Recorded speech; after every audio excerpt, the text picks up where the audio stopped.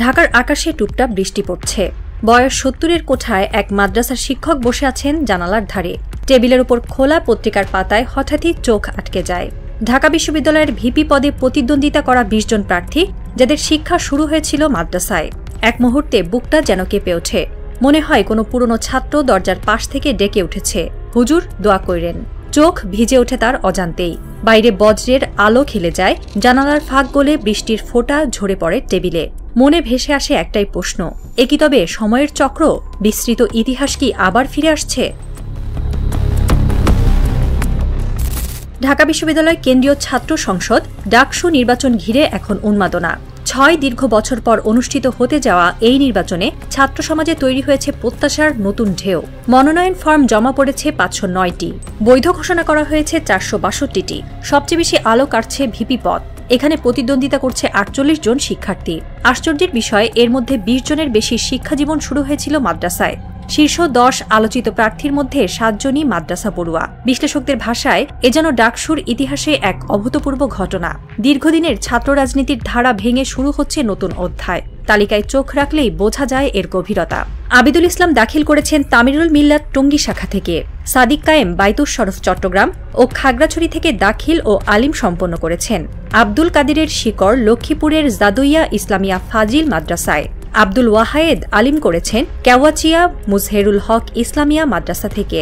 স্বতন্ত্র প্রার্থী জামাল উদ্দিন খালিদের শিক্ষাজীবন শুরু হয় চাঁদপুরের লতিফগঞ্জ ইসলামিয়া ফাজিল মাদ্রাসায়। পরে দাওরায়ে হাদিস করেছেন ঢাকার জামিয়া ইমদাদুল উলুম ফরিদাবাদে। ছাত্র অধিকার পরিষদের বিন ইয়ামিন মোল্লা দাখিল করেছেন সুন্নাটেংরা মাদ্রাসা থেকে। ইসলামী ছাত্র আন্দোলনের ইয়াসিন আরাফাতও মাদ্রাসারই ছাত্র। অনেকে ঠাট্টা করে বলেন, ঢাকা বিশ্ববিদ্যালয় তো এখন বৃহত্তর মাদ্রাসা, কারো কারো নাকি নাম শুনলেই হরহর করে বমি আসে। অথচ আজকের ডাকসু প্রমাণ করছে এই প্রজন্মকে অবহেলা করার দিন ফুরিয়ে এসেছে। রাজু ভাস্কর্যের পাশ দিয়ে সাদা পাঞ্জাবি পরা টুপি মাথায় এক ছাত্র হেঁটে যাচ্ছে।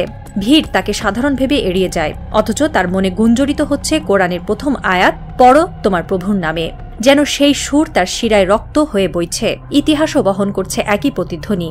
চিকিৎসাশাস্ত্রের মহিরুহ ইবনে সিনা কিংবা অটোম্যান সাম্রাজ্যের স্থপতি সিনান দুজনেই মাদ্রাসার ঘর থেকেই যাত্রা শুরু করেছিলেন। তারা দেখিয়েছিলেন ধর্মীয় শিক্ষা মানেই কেবল ধর্ম নয়, বরং সেই পথ দিয়েই আলো ছড়াতে পারে বিজ্ঞান, স্থাপত্য আর জ্ঞানের বহু বর্ণা দিগন্তে।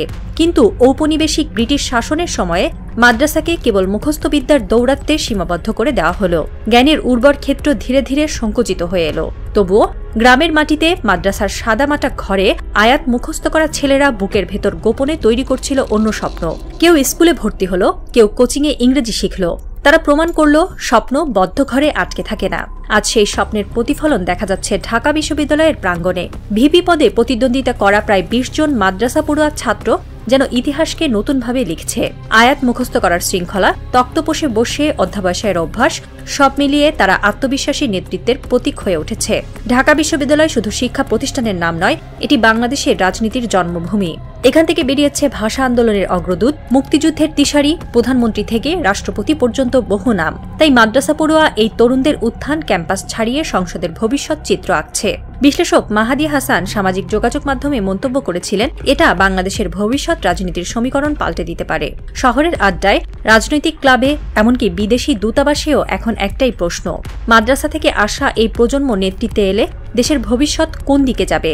কারো শঙ্কা, সমাজ আরও ধর্মীয় হয়ে উঠবে। কারো প্রত্যাশা, এই প্রজন্মই আধুনিক শিক্ষা ও ঐতিহ্যের সেতুবন্ধন ঘটাবে। প্রবীণ এক অধ্যাপক আবেগভরে বললেন, আমরা ভুলে গিয়েছিলাম মাদ্রাসা থেকেই ইবনে সিনারা জন্মেছিলেন।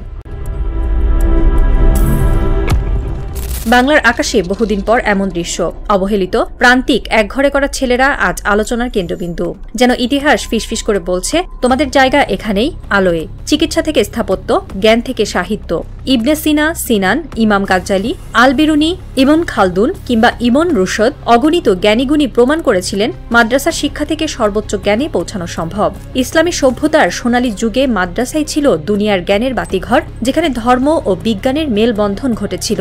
কিন্তু ঔপনিবেশিক যুগে সেই শিক্ষা মুখস্থের বেড়াজালে বন্দী হয়ে পড়ল। ব্রিটিশরা মাদ্রাসাকে শুধু নামাজ কালামের সংকীর্ণতায় সীমিত করে দিল। অথচ আজ ঢাকা বিশ্ববিদ্যালয়ের ডাকসু নির্বাচনে মাদ্রাসা পড়ুয়া শিক্ষার্থীদের বিপুল অংশগ্রহণ প্রমাণ করছে ইতিহাস আবার ঘুরে দাঁড়াচ্ছে। মাদ্রাসা থেকে প্রচলিত শিক্ষা ব্যবস্থায় প্রবেশ করে বিশ্ববিদ্যালয়ে ভালো ফল করা সহজ নয়, তবুও এরা করছে। এর মানে মেধা ও অধ্যাবসায়ে তারা সমান তালে এগোচ্ছে। আজ তারা নেতৃত্বের আসনে বসে জানাচ্ছে বাংলাদেশের ভবিষ্যৎ গড়তে তারাই প্রস্তুত। ডাকসু নির্বাচনে তাদের অংশগ্রহণ কেবল একটি নির্বাচন নয়, এটি ভবিষ্যতের নেতা চেনার আলোকবার্তিকা। রাজনীতির আজকের নেতাদের জন্য এটি এক গুরুতর বার্তা। এক প্রবীণ শিক্ষক অশ্রুসিক্ত কণ্ঠে বলেন, আল্লাহর হুকুম ছাড়া একটা পাতাও নড়ে না। আজ দেখেন সেই পাতাই দুলছে। তবু সবকিছু এত সহজ নয়। ইতিহাস বলে প্রতিটি উত্থানের আড়ালে থাকে ষড়যন্ত্র, বিদেশি স্বার্থ, পুরনো অভিজাত শক্তি কিংবা দেশীয় রাজনীতির আড়াল থেকে কেউ হয়তো চাইছে না এই পরিবর্তন হোক। কেউ কটাক্ষ করে বলে, হায়, এই অবস্থা দেখার জন্য দেশ স্বাধীন হয়েছিল। বুদ্ধিজীবীদের জন্য কলকাতার কচু বনি তবে ভালো ছিল। কথাগুলো শোনার পর বুক জ্বলে ওঠে, মায়াময় হৃদয় বিদীর্ণ হয়। ঢাকা বিশ্ববিদ্যালয়ের দেয়াল এখনও রক্তের দাগ ভুলে যায়নি। প্রতিটি আন্দোলন, প্রতিটি বিপ্লবী ছিল রক্তাক্ত। তাহলে এবার মাদ্রাসা পড়ুয়া তরুণরা কি পারবেন স্রোত ভাঙতে, নাকি তারাও জড়িয়ে পড়বেন ষড়যন্ত্রের জালে? বৃষ্টি থেমে গেছে। ঢাকার আকাশে অদ্ভুত এক নিস্তব্ধতা। রাজু ভাস্কর্যের পাশে দাঁড়িয়ে থাকা ছাত্রটি হঠাৎ ঘুরে তাকায়। তার চোখে প্রতিফলিত হয় অদৃশ্য এক ভবিষ্যৎ, কখনো উজ্জ্বল, কখনো অন্ধকার। চারিদিকে ভিজে মাটির গন্ধ ছড়িয়ে আছে, বাতাসে কাঁপন তুলছে অজানা আশঙ্কা। দূরে আজানের সুর ভেসে আসে, মিশে যায় শহরের হর্ন ও যানবাহনের শব্দে। ছাত্রটি অনুভব করে তার পায়ের নিচে শুধু মাটি নয়, অসংখ্য পূর্বসূরির পদচিহ্ন। ইবনে সিনা, সিনান, ইমাম গাজ্জালি, আল বিরুনি কিংবা ইবন খালদুনের মতো জ্ঞান সাধকদের উত্তরসূরি হিসেবে সে দাঁড়িয়ে আছে সময়ের মোড়ে। একই সময় জানালার পাশে বসে থাকা মাদ্রাসার এক প্রবীণ শিক্ষক তাকিয়ে আছেন আকাশের দিকে, চোখে অশ্রুর কুয়াশা, ঠোঁটে অচেনা প্রার্থনা। মনে হয় ইতিহাস যেন ফিসফিস করে বলছে, সময়ের পাতায় লেখা হচ্ছে নতুন অধ্যায়, মাদ্রাসা থেকে নেতৃত্ব। আজকের প্রজন্ম শুধু দ্বিধার নয়, আশারও প্রতীক। মাদ্রাসার ছাত্ররা দেখিয়ে দিচ্ছে সংকীর্ণতার দেয়াল ভেঙে তারা আধুনিক শিক্ষা ও ঐতিহ্যকে একসাথে নিয়ে এগোতে পারে। তাদের হাতেই দেশের আগামী দিনের পথ নকশা। বজ্রপাতের আলোয় মুহূর্তের জন্য আলোকিত হয় রাজু ভাস্কর্য, তারপর আবার অন্ধকার। কিন্তু সেই অন্ধকারে ভেসে ওঠে আশার শিখা, যে শিখা জানিয়ে দিচ্ছে বাংলাদেশের ভবিষ্যৎ পাল্টাবে এই প্রজন্ম। ঘড়ির কাঁটা টিকটিক করে বাঁচতে থাকে। মনে হয় সময় নিজেই নতুন অধ্যায়ের অপেক্ষায়। ঢাকা বিশ্ববিদ্যালয়ে মাদ্রাসার প্রাক্তন ছাত্ররা আর দেশের ভবিষ্যৎ সবকিছু যেন প্রস্তুত এক নতুন ভোরের জন্য। হ্যাঁ, এই প্রজন্মই বাংলাদেশকে বদলে দেবে।